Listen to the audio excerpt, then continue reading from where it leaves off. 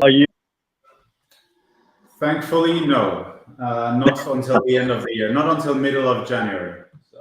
Okay, great. Once again, I really apologize for missing out on the Shanghai meeting. I was really looking forward to meeting you there. Yeah. Well, the good news is we've met a few times already. So, but I think we'll do it again very soon in person. David, it looks like we're live. We are indeed. Welcome, ladies and gentlemen, to special episode of the AMA sessions with Stanley Wang, the newly minted CEO of Trucpal. Today we are joined by Stanley and Bob, who will be taking us through China, trucking, digital securities, revenue-bearing digital securities, and all the goodies in between. We are very grateful to have these two leaders with us for a conversation about revenue sharing digital securities and how Trucpal is the first to bring it to China, to the trucking industry.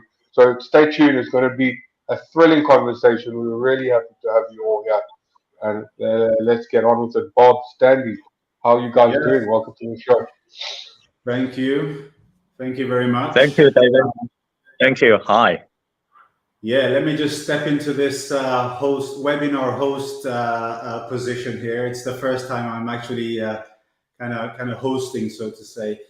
Stanley, lovely to have you on here. You and I have spoken quite a few times, I think going back a few months to the summer. So I think what might be a great way to start this off is kind of just talk a little bit about your background. Let's talk about the team behind Trucpal. I was reading about the founder, CEO, Wendong Zhang, and that really interesting story of how he and his father got into this space. And I know you have come on board. You've been around for a while, but you've taken the CEO role a couple of months ago. There's a new CTO. There's a new COO. I mean, that's really exciting. So maybe just tell us a little bit about you and the rest of the team. Definitely. Well, first of all, it's a pleasure being here, meeting all of you guys, and thank you both. Thank you, INX and the team, and actually all the investors who's been supporting us really well and being very patient with the Trucpal developments. Well, first of all, a bit of intro about my background. I've been in traditional finance, namely venture capital, for about 20 years. And I was a partner in one of the largest venture capital funds in Asia called SoftBank Asia Infrastructure Fund, where I led the investment in tech and internet sectors. Well, I got involved in Trucpal about 5 years ago when an affiliated fund of mine invested in Trucpal, and I was being appointed as the director of the company. So I was able to witness firsthand, like, all the development from the very beginning. I mean, from inception of the idea by the founder, Mr. Zhang, of how he envisioned of developing a highly automated system that can really help the millions of truck drivers in China, to help them grow their business and also help them grow their net income. Yeah. And now, with the recent upgrade, with the completion of the recent upgrade of the system, and also with the onboarding of the new team. Well, I wouldn't say the team is new, because all the C-level appointees have been involved in the company like for years. They're all veterans in both Trucpal, the company, and the industry. Yeah, that's right. Yes, I know. I think that's really important to point out, especially for those investors or potential investors, is that everyone involved in those C-level positions has been involved in this company from quite a while, and Exactly. and has seen the evolution of the space. And by the way, when you said you described SoftBank there, I don't think SoftBank needs any introductions. I mean, that's a behemoth. When it comes to to investing in these types of high tech, transformative types of spaces, so that's pretty exciting. And obviously, I mean, we all know China is the industrial behemoth. It's a giant, right? There's so much logistics that is happening and that needs to be efficient. And I can just imagine how much efficiencies can be realized in a system as vast as that, right? So the industry, I think the opportunity is pretty clear, even without getting into too much detail. It's so huge. There must be millions and millions of trucks of all sizes, traversing the highways and the back roads like across the entire country. So let's talk about that opportunity then, and maybe those inefficiencies that you guys are addressing. Yeah, definitely. I mean, as you pointed out, the trucking industry in China is enormous, and I think it's fair to say it has to be the largest in the world. I mean, the annual size of the total Chinese trucking industry is $1.5 trillion, and that is made up of over 20 million trucks and over 15 million drivers. And one characteristic of the industry, of this particular industry in China, is that even though there are millions of drivers, the industry is highly fragmented. By that I mean it's not dominated by a couple of like huge shipping or fleets of company or shipping companies. They're really fragmented. I mean, I think the top 10 companies in this industry only accounts for like 1 to 2% of the overall market. So you can imagine how fragmented it is, and that really brings the opportunity for companies like us, because had the market been dominated by only a couple of major players, they would all be developing their own systems. There will be no opportunities for companies like us. The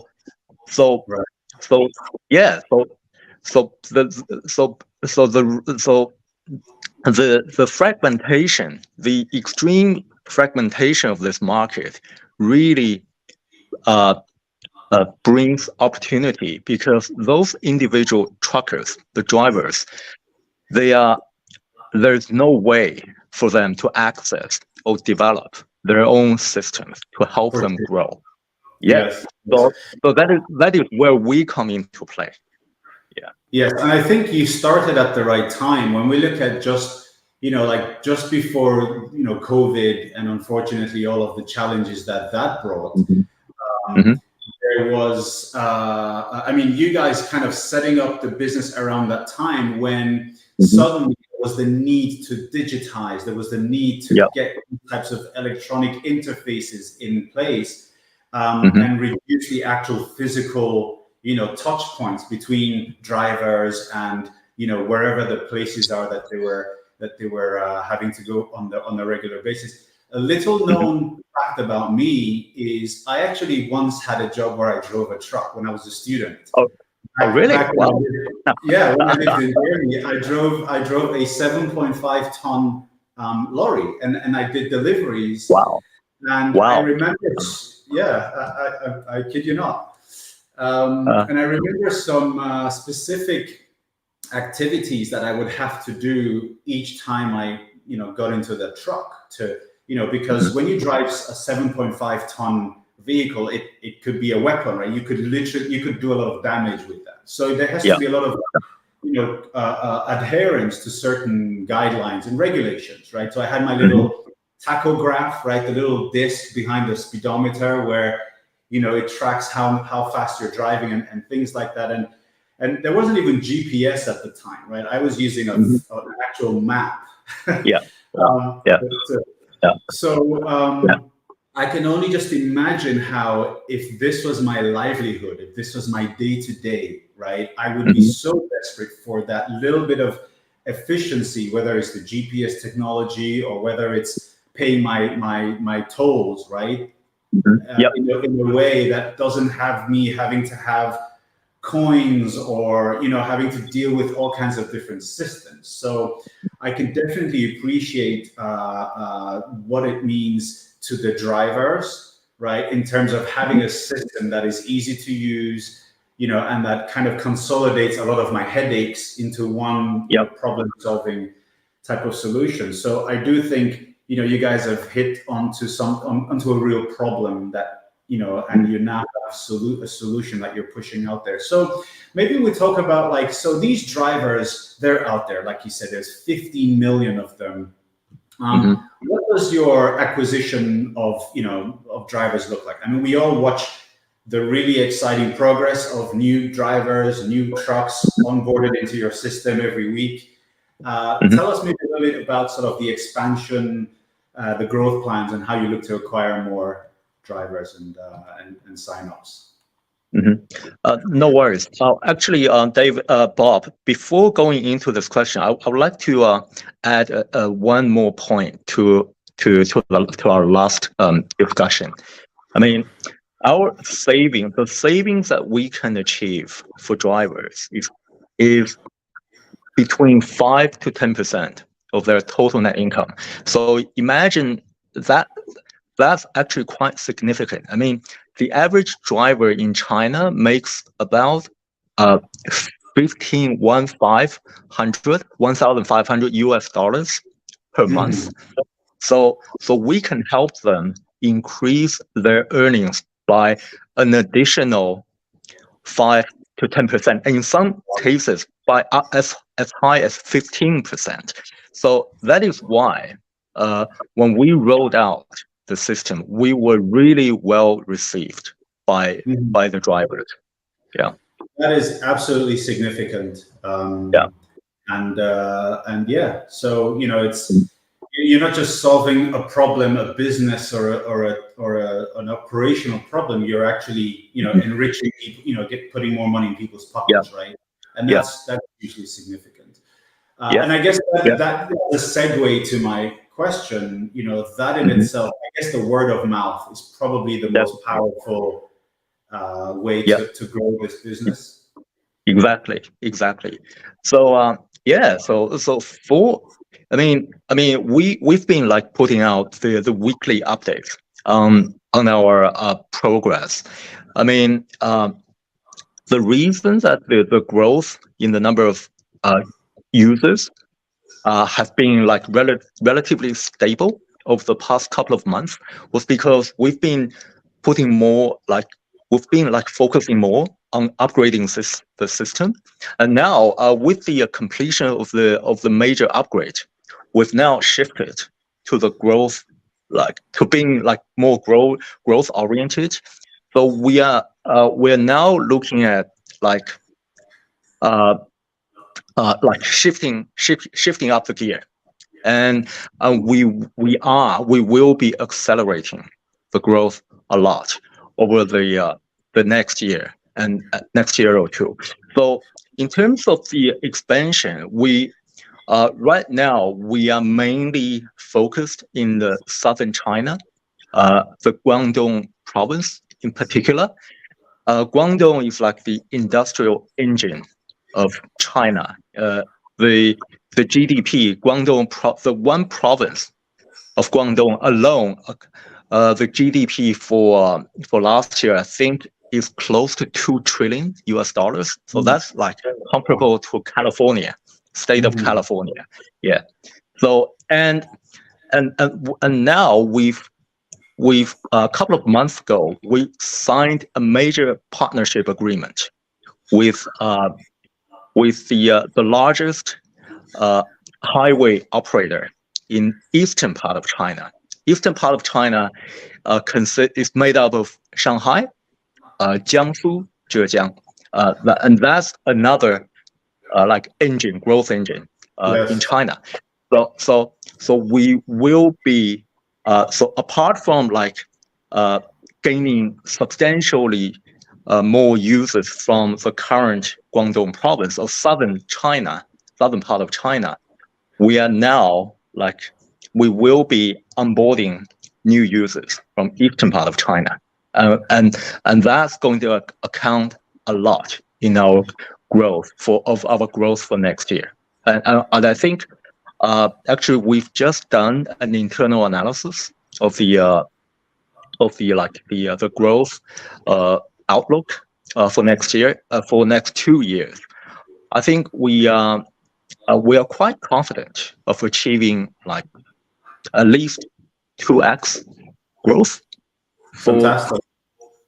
for next year and the year after. I mean, yeah. That's great. I mean, that's really exciting. Being able to scale, not just vertically, but also horizontally. I mean, you have the application, you guys spent a lot of time and effort getting the application right, getting the back end and the solution and all that right. Now you can basically shift from being product led to being more sales led and more business. And that's really exciting. And I think having, like you said, having something that's solving a real world problem for these drivers, it isn't a difficult sell necessarily, right? It's more a case of they just have to be exposed to it and so on. So I think just 3 weeks ago, you guys provided some really exciting updates, some very detailed updates about how you were shifting gears, like you said, not just to expanding the business through the sales activities, but also through marketing and so on and so forth. So, I mean, that's really exciting. I think, when I look at INX and our own journey, there are parallels there in the sense that, we spent the greater part of the first, 4 to 5 years of the company building and having the right platform, the right licenses, and the right solution. Also, there was a macroeconomic factor that we didn't control, and that was the global recession, or let's call it the bear market, which we're starting to see some light at the end of the tunnel. And so you really have to use such time to build and focus on getting your platform right, and then when things start to open up, then you're ready to face the market. I think similar to you guys, building over those years, and then COVID, and I can imagine all of the real impact on the logistics and the freight space. And now, since just over a year ago now, China is opening up. In fact, I saw this morning, China is easing its visa requirements for certain countries. We saw Xi Jinping in San Francisco. What was that, 2 weeks ago? It feels like a very exciting new era that China is heading into now, and it has to face economic headwinds, and it has to really, as a country, it has to really embrace these types of changes. And we can see that this seems to be very much on Xi Jinping's strategy. So I would say that the macroeconomic environment and the timing seems to be working out very well for Trucpal and how it's been working to get ready for this, right? Yeah, exactly. I mean, as you mentioned, China is entering into a new phase of economic growth, where it's no longer like 8 to 10% annual growth GDP. I mean, it's now back to like 4-5%, which is still like quite remarkable compared with other developed nations. But yes, China is experiencing a lot of like internal challenges, economic wise.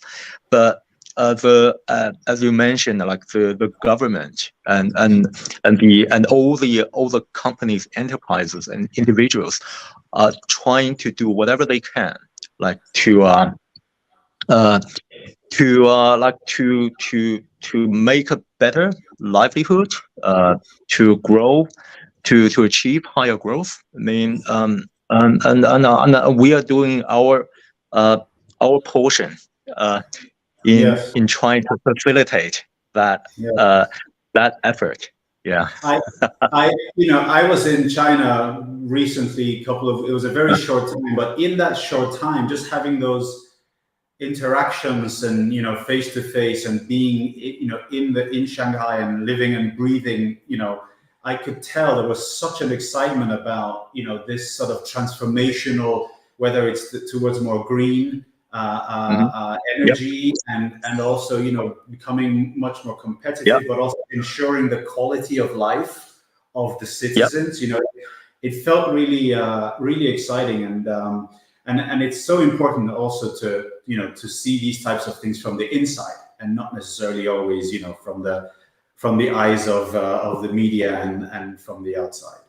So I think this is definitely something that the investors in Trucpal, those who have come through the INX platform, for whatever reason, to really appreciate the opportunity here, right? Where you have, a startup company that is growing healthily, that is cash flow positive, it's paying dividends, right? That is solving a real problem in a meaningful way, and yet it hasn't even tapped the entire opportunity that's out there, and it's about to do that. So I think that's hugely exciting, and it's important to get this story out to others. So speaking about the mechanism of how this investment opportunity is available to investors in 80 plus countries around the world, diving into tokenization. So we know that tokenization, without a shadow of a doubt, the traditional financial players, the large institutions, they're all very much advanced in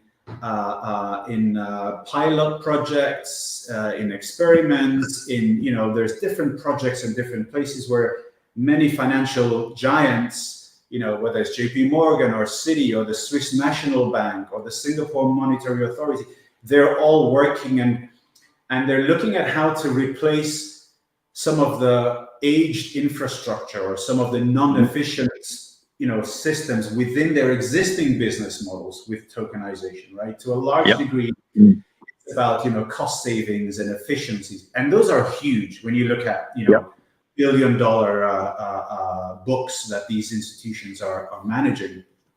We on the other side, and when I say we, I mean INX and Trucpal, who are players that are active in the more retail and smaller institutional-oriented investment opportunities, right? We have such a responsibility to develop this type of investment opportunity. Otherwise, the traditional players will reinvent themselves, and it will take some time.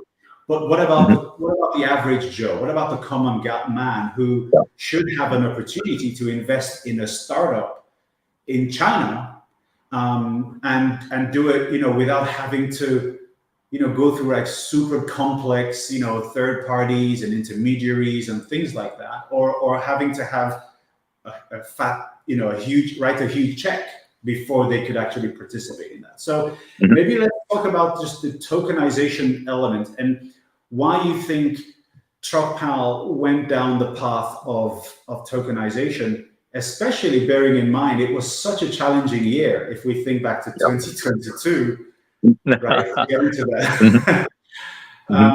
So first of all, respect. I think in history, we would like Trucpal to go down as one of those really forward-thinking and brave companies that understood an opportunity and went for it despite a very challenging environment. But yeah, tell us about that. Yeah, sure. I mean, for me personally, I think tokenization gets the best of both worlds. I mean, it gets the best of crypto and traditional finance. I mean, the reason I say that is because, first of all, if crypto is about decentralization, and it's about freedom of trading, like 24/7. So tokenization gets those like benefits, and on top of that, it also gets the compliance regulation from the traditional finance. So that is why I think tokenization is the way to go. I mean, we made that decision like 2 years ago, and I think we are right now. We are more. We are as confident as ever about making this right decision. I mean, from all those things that happened in crypto in 2021 and 22, the market and the broader market have now come to realization that how important regulation and compliance is in this market. And also on top of that, compared to traditional finance, tokenization is able to like structure the reward, investor reward mechanism in a much more creative way. I mean, for traditional finance, I mean, if you bought into a stock in secondary market, the only way you can make a return is from one, the appreciation of the price, and two, any the dividend, if there is any. Yeah. So for token, there's much more you can do with that on top of that. Yeah. So that is why we chose to go down the tokenization path. Yeah. Yeah. I was taking a look at. As you know, there are 6 other companies that are raising capital on INX today, and I was going through, the various structures of the tokens, the financial benefits that those tokens were entitling the investors to, and it was so interesting. I mean, this is something that the traditional financial space. I mean, this is really groundbreaking, where you can have. I mean, in your case, it's a 75% share of qualifying revenues. In other cases, it could be 60% until the investor has received 125% of their original investment, and then from that point on, it's 40% going on. And subsequent to that, there could be other revenue streams. This is truly groundbreaking stuff, and I think what's when we look at these last 2 years, and we can see the global fears around inflation are slowly being stemmed. Like it looks like we're truly in for a soft landing with the global economy. Of course, next year we have to still be a little bit cautious for next year. But if we think how 2022. You could have done as much marketing as you liked. Nothing was really sticking. You could throw all your marketing dollars at, trying to promote any business that had adjacency with crypto, and you would just be throwing your money, down a hole. To where we're now coming to a bunch of significant events, whether it's, the inflation isn't looking as bad as some thought, or FTX has gone through the cycle and has been in the court case has happened now, and Binance is big news in these last couple of days, when it's almost like we're now getting to this next sort of critical point in blockchain and DLT related business and awareness around the world, where we can kind of get regenerated now. We can bring back those marketing dollars. We can start to speak more freely and openly across the various communities, and really start to make an impact there. So again, to the point about your timing of your upgrades and your structuring your team, and also being able to go out there, it's very similar to us in the sense that we can now see, let's say a different landscape, right, than over the last 2 years or so. So, Stanley, I just wanted to kind of give you guys props because we talk about Bob mentioned I don't want to say the bull market is back because I don't want to jinx it, but we're kind of the worst is behind us. And the question a lot of people have is will these security tokenized real world assets, will the hype around crypto and blockchain, will that translate to other verticals in the tokenized space? And I think what you guys have done correctly is take a real world business with brick and mortar components and add what people love about Web3, which is community engagement, transparency, having including your community as champions of your brand. And in that respect, yes, I think both the headwinds of Chinese economy recovering and growing, as well as the headwinds from the blockchain ecosystem and the increased attention that that's going to get, are all going to play in your favor. Is that how you see that? Is that how you see the landscape? Definitely. I mean, to be honest, when we made the decision of going for the tokenization route, we were, at least myself, I've never heard about real world assets, but now, like 1 year later, real world asset has become like the talk of the town, and people are really excited about the prospects, and rightfully so. I mean, you can see how RWA has grown over like the past year. I mean, I think the last data that I saw was saying that the RWA market has now grown to more than like 1 to 2 billion and is now like growing rapidly, like day by day. So yeah, I mean, we are very excited about the prospect of that. Yeah. For sure. I mean, looking at I was looking at a research. Oh, sorry, I think you need someone to go on mute.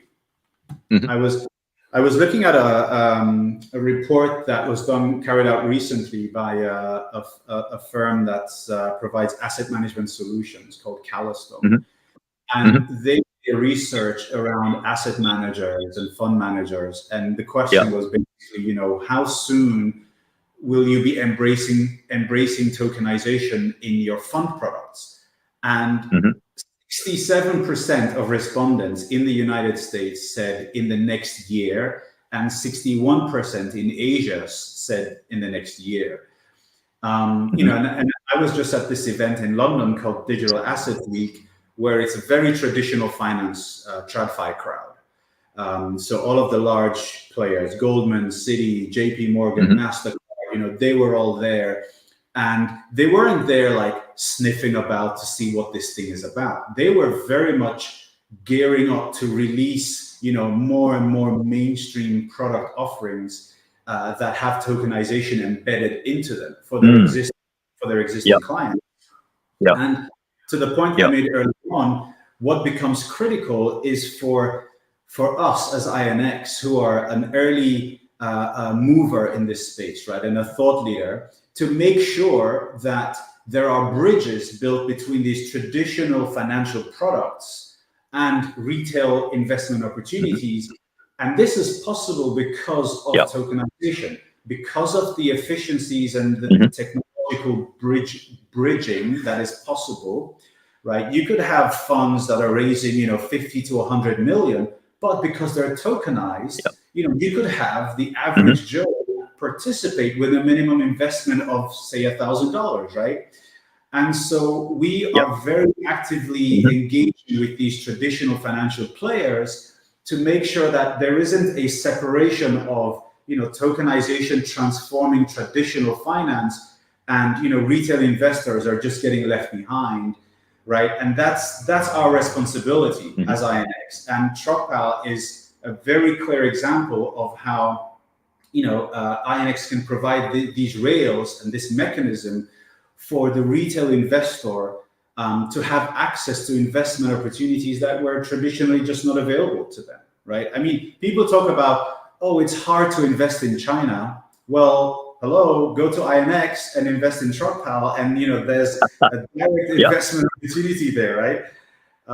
So Yeah. it's truly crazy, I think, what we're going to see in 2024, just in terms of story after story about real world asset tokenization happening across regional tier 1, tier 2 banks, and also private companies like Trucpal, like HTC, that will be looking to leverage this technology and the regulatory umbrella that INX can provide, to raise capital. I mean, exactly. I mean, first of all, I think all credits to INX. I mean, I think INX is a fantastic platform for bridging the retail investor to tokenized assets. I mean, we've been dealing with INX for more than 2 years. We know how responsible and professional the INX team is. I mean, they are, in my opinion, they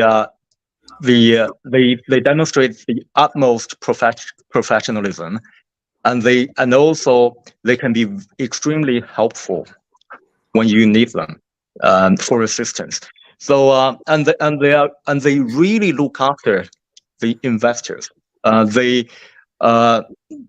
They take responsibility, fiduciary responsibility for individual investors as their highest priority. So I mean, for those of us who've been lucky enough to be associated with INX, I mean, all credits and kudos to the platform. Yeah. Thank you for those kind words. You're echoing similar comments by one of the other issuers with whom I was in Korea recently. We were extremely proud of what we've put in place. It's been very hard work, as you can imagine, dealing with hundreds of regulatory bodies all the time, whether it's state licensed regulators or federal regulators, or just looking across global regulations constantly, partner banks, vendors, technology, compliance, anti-money laundering. It is not, it's not FTX. It's not just build it and let it run and see what happens, right? This is a hugely highly regulated space. In fact, I like to say how we have over 150 policies and procedures, at INX that require updating and follow and abiding and so on. But coming back to tokenization and security token offerings, it isn't just the mechanism of, I have a wallet and I find an investment and I can close that investment. I think it's how it changes investment and investor communities. So take the INX community, for example, where you will regularly have members of the C-level, members of the executive team will be interacting and engaging in real time with, with investors, whether they're happy or not happy investors, or whether it's a challenge or not. It's about creating this community, and you guys are doing the same thing, right? Where can you invest in a company, and in a tiny amount, right? A tiny investment size, and still have visibility, access to to C-level. So, and this is again very much in line with what this other issuer was speaking about in Seoul 3 weeks ago. Was the community is critical. The ability to be open, to show this is a new way of interacting with a business that you're invested in, and being able to get answers and being able to read the temperature and the pulse of the business in real time. I think this is special, and it's really important that for any other potential issuers of a security token who are going to watch this and who are going to hear what you said and who are going to hear what I said, is there is a power in the community. We all know that. There's a power in having people advocate for your business and go out and spread the word. So again, thanks for your comments, and And yeah, the more I can't wait to see you guys succeed and grow this business, and keep looking out for those updates from you guys that shows the increase in adoption. Yeah, we to be honest, we haven't. I don't think we've done enough in interacting with community in the past, but now with the new business focus, we will be much more proactive in promoting and interacting with community to try to to promote, to let people be aware of what we do, who we are, and the future prospects of Trucpal. Yes, yes, we've talked about that a few times, right? And I think that's going to be very exciting for your existing investors and future investors. Is the way you're planning now to basically diversify your efforts, so it's not just very product led, but it's very much now marketing and business and so on. You're about to close the first tranche of that raise. That's very great. Congratulations. That's always a good sign. Thank you. Is that the valuation of the business is growing, right? So now you're going to start raising at a higher token price.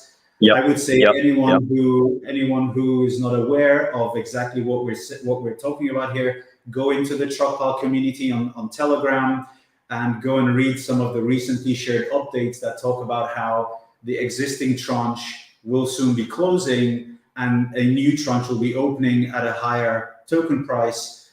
And make sure you educate yourself about all of the factors on this raise. Stanley, it's been great having you. Do you want to leave the audience with any parting thoughts?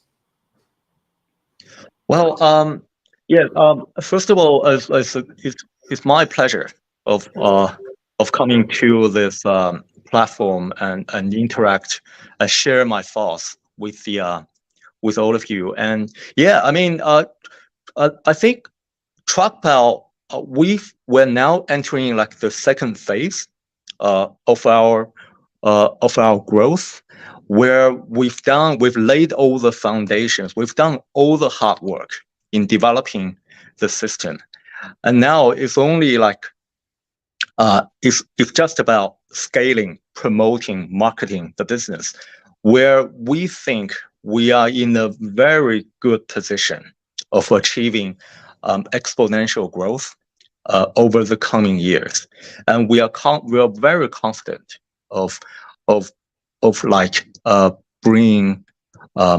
achieving good rewards for all our investors.